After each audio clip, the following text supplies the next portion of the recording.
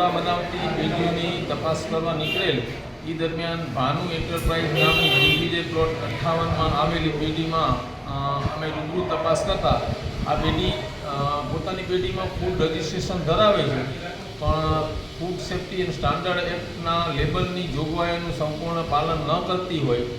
અમે એનું ઉત્પાદન અત્યારે બંધ કરાવ્યું છે અને લેબલ સુધારા વધારા માટેની કાર્યવાહી કરી અમને જાણ કર્યા બાદ જ આ પ્રોડક્શન ફરી ચાલુ કરવા જણાવેલ છે.